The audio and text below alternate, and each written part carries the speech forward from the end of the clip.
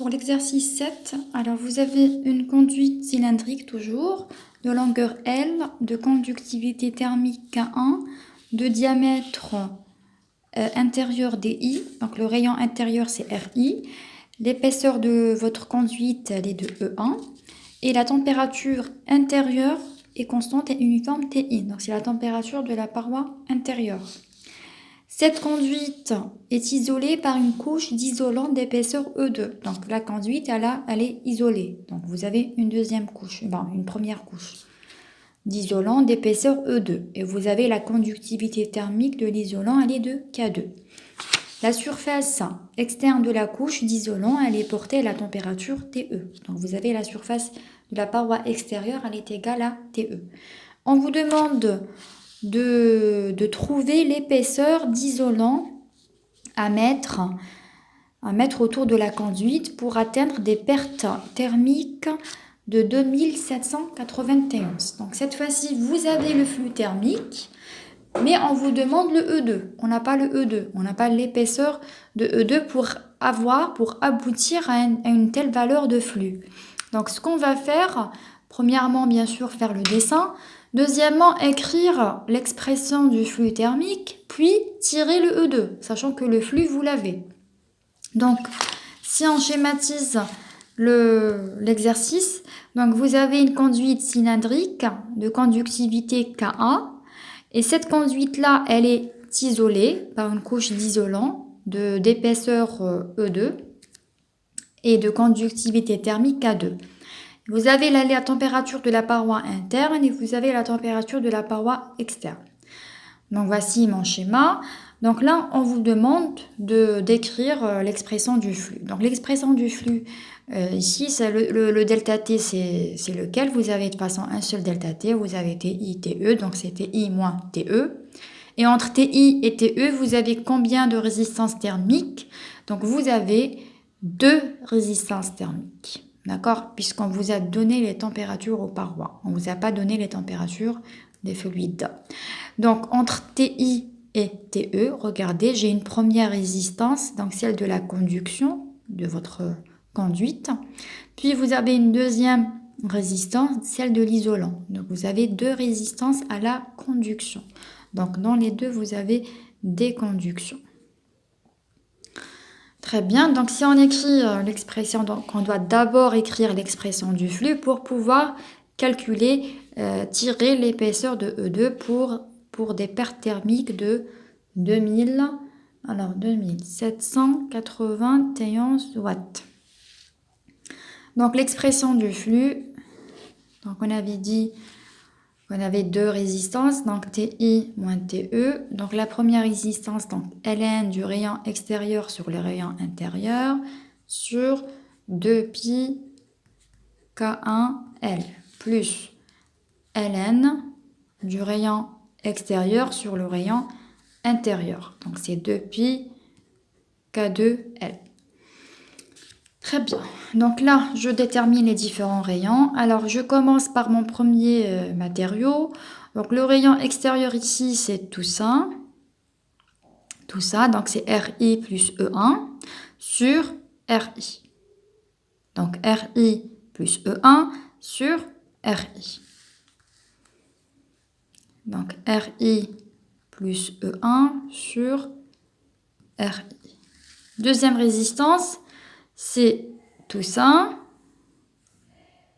Donc, c'est RI plus E1 plus E2 sur RI. Sur RI plus E1. Donc, RI plus E1 plus E2 sur RI plus E1. Voilà.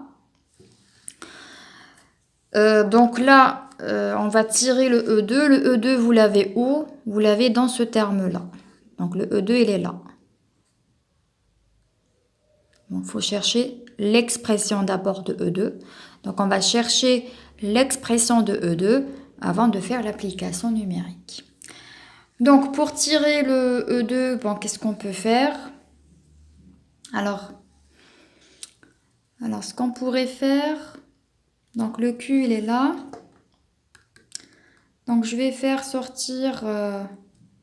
alors, je peux écrire sous cette forme-là. Donc, 2pi... Alors, regardez les 2πl. Déjà, regardez les 2πl. Je peux les mettre en haut. Donc, je mets ici 2πl. Très bien.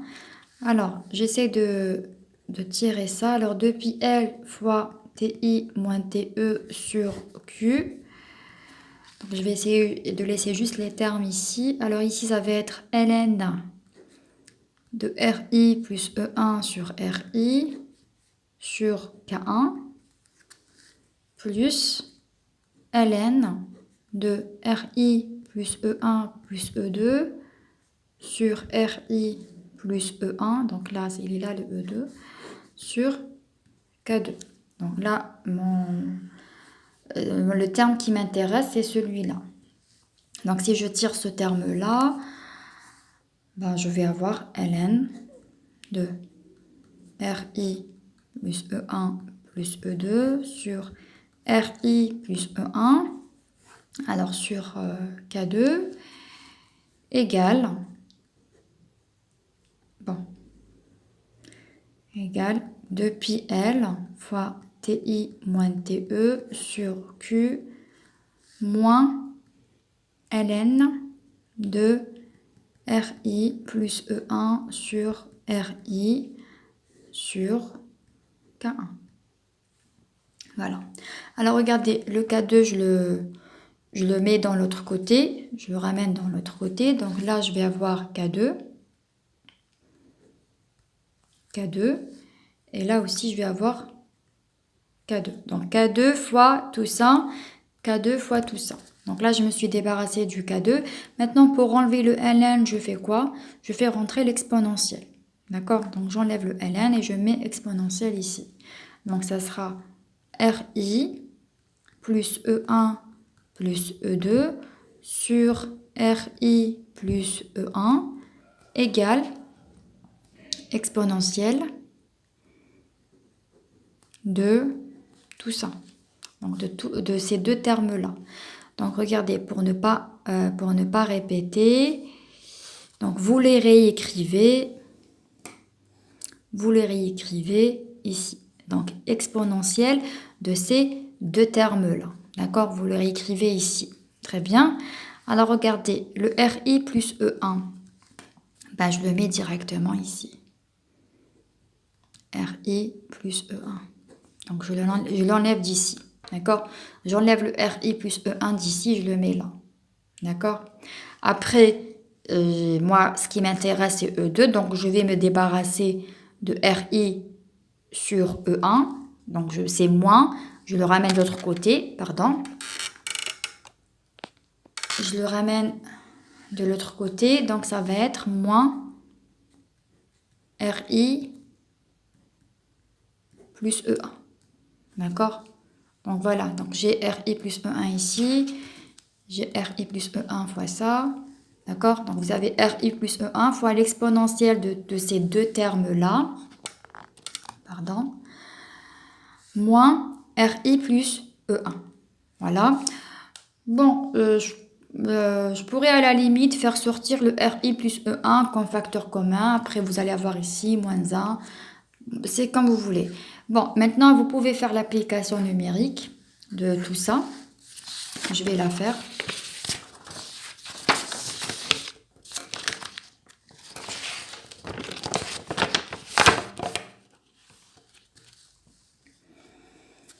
Donc, E2 égale...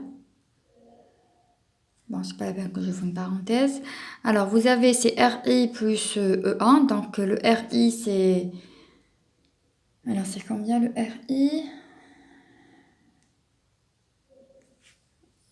J'ai pas donné les rayons.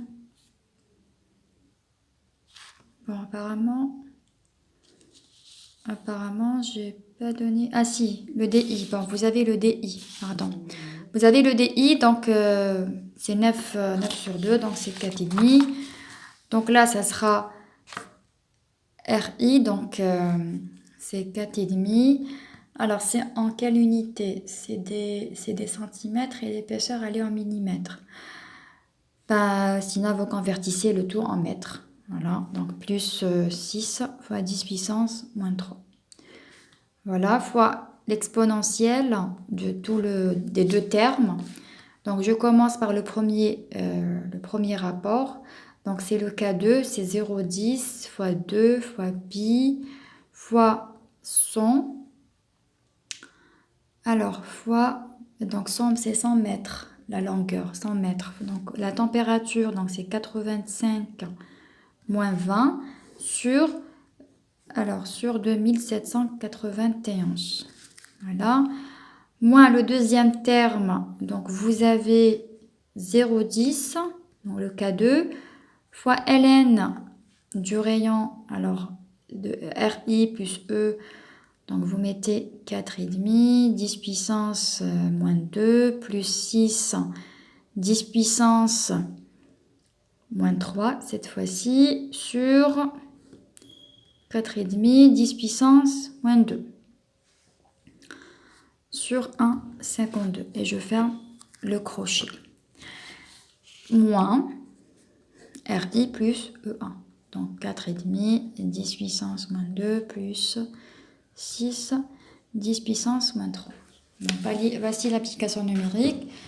Vous faites le calcul de tout ça, s'il vous plaît. Donc vous faites le calcul de tout ça pour vérifier la valeur. Et normalement, vous devriez trouver une valeur de... Alors, je regarde... Donc, E2, vous allez trouver une valeur en mètres, étant donné qu'on a converti en mètres. Donc, c'est 0... Bon, je mets 4 chiffres. Centimètres. Mètres. Et en centimètres, ça sera 16,73. Donc, il faut une telle épaisseur pour avoir des pertes thermiques de 2700... Alors, de 2791. Voilà.